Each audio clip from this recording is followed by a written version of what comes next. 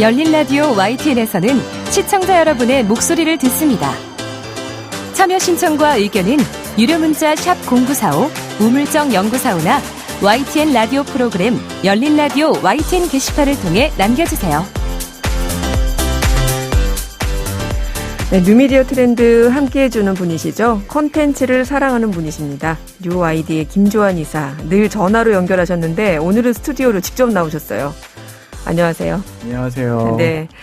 진짜 오랜만에 스튜디오에서 뵀는데요. 살이 많이 빠지셨어요. 네. 건강하셨으면 좋겠습니다. 자, 이렇게 설 연휴에 이렇게 뵙게 됐는데 오늘은 일단 뭐 설 연휴이기도 하고 요즘 극장가의 최고 화제작을 준비해서 오셨다면서요? 네. 저도 2세대긴 한데 1992년부터 96년까지 매주 그 농구라는 스포츠를 진짜 크게 인기를 끄게 만든 네. 애니메이션 만화였죠. 인기 만화 슬램덩크. 만화책이죠. 그렇죠. 만화책이었죠. 네. 슬램덩크를 스크린으로 옮긴 애니메이션 더 퍼스트 슬램덩크가 네. 개봉 2주 만에 100만 관객을 넘겼습니다. 아니 1000만도 아니고 100만인데 이렇게 대단한 거예요? 애니메이션은 네. 지금 특히 일본 애니메이션 같은 경우는 지금 100만을 넘긴 영화가 많지 않고요. 새해 들어서 네. 개봉한 영화 중에는 처음으로 100만을 넘은 영화입니다. 1월에 개봉한 영화 중에서는 첫 100만 네. 작품이 됐다. 예를 들면 장하시는 고양이 같은 경우도 50만 명대이고 또 한국 영화도 개봉을 했었는데 스위치도 아직 네. 그렇게 큰 흥행을 갖지 못하고 있는데 유독 2위를 시작해서 계속 2위를 기록하고 있는 영화입니다. 그렇군요. 자, 보통 방학 때 개봉하는 애니메이션 영화 하면 어린이들 대상으로 방학 기간 중인 어린이들 대상으로 한 애니메이션이 많은데 이 더 퍼스트 슬램덩크 같은 경우에는 어린이 대상은 아닐 것 같아요.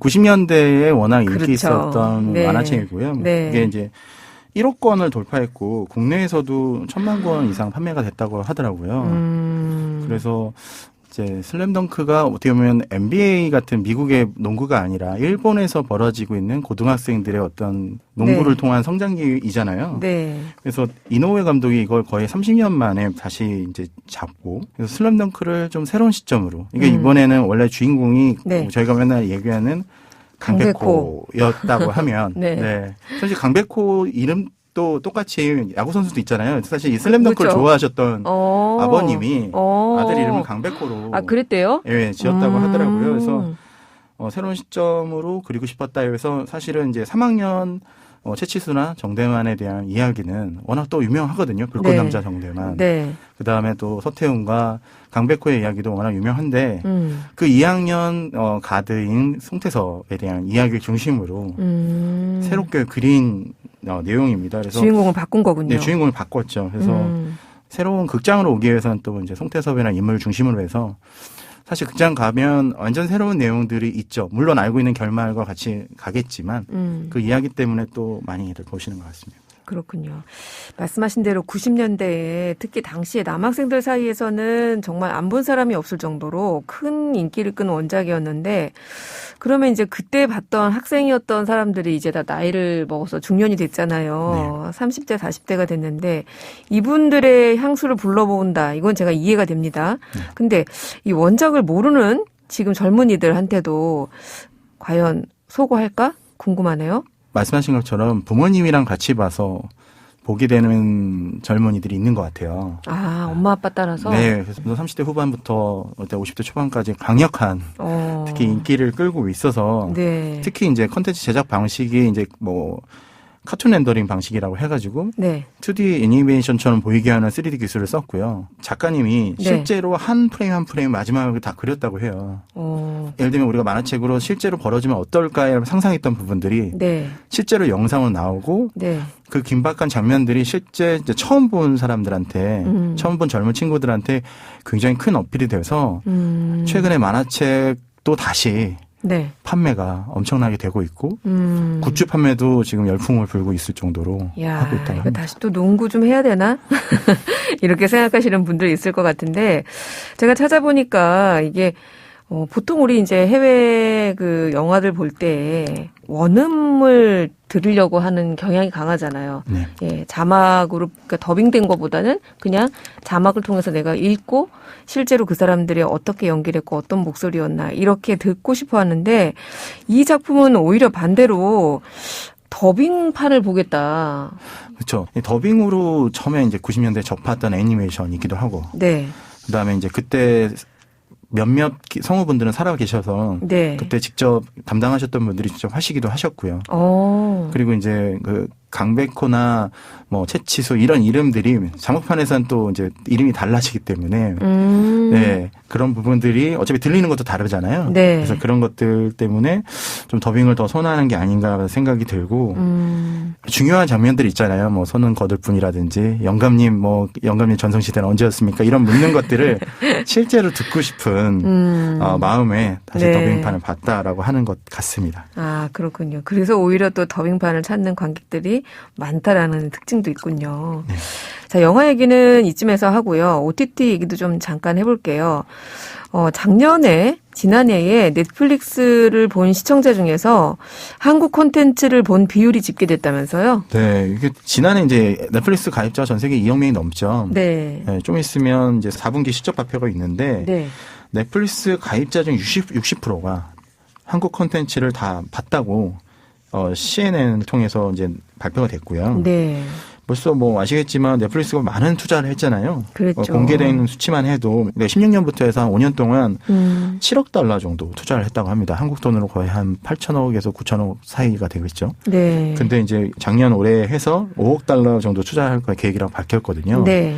그래서 뭐 전 세계 팬들이 K 콘텐츠를 알게 되는데 정말 혁혁한 공을 세우고 있는 플랫폼인 거는 또 사실인 것 같습니다.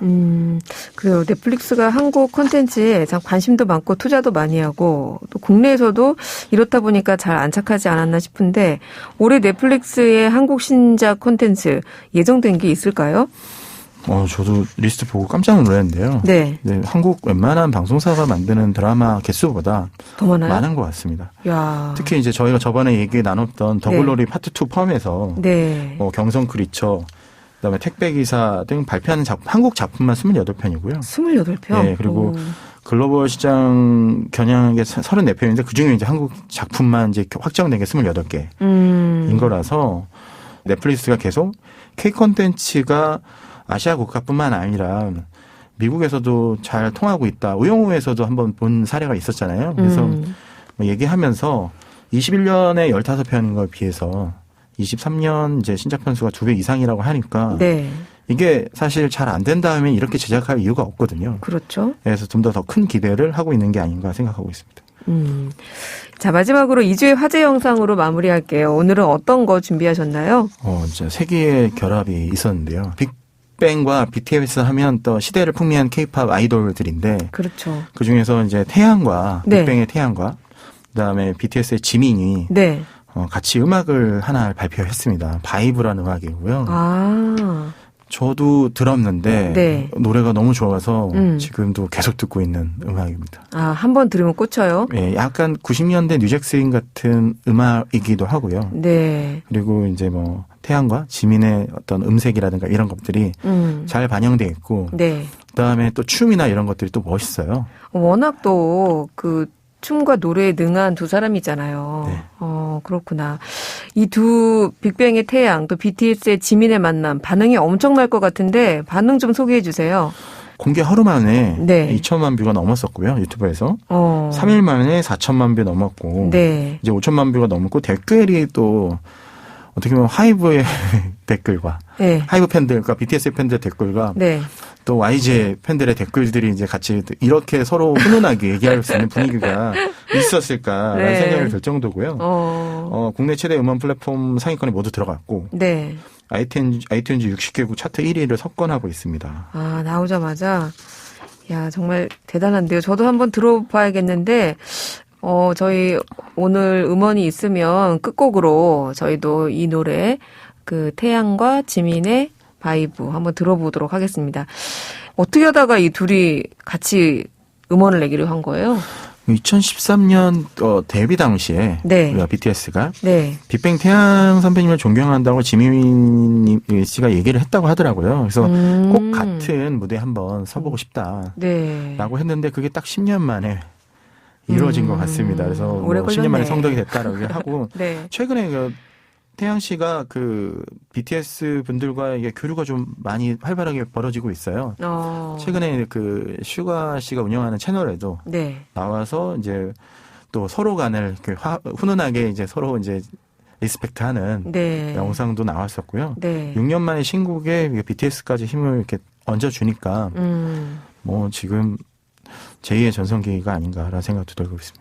연휴에 참 좋은 소식들 많이 전해주신 것 같아요. 재미있는 영화 그리고 멋진 곡들까지 설 연휴 다복하게 보내시기 바랍니다. 오늘 말씀 여기까지 드릴게요. 고맙습니다. 네, 감사합니다. 네, 지금까지 뉴 아이디의 김조한 이사였습니다.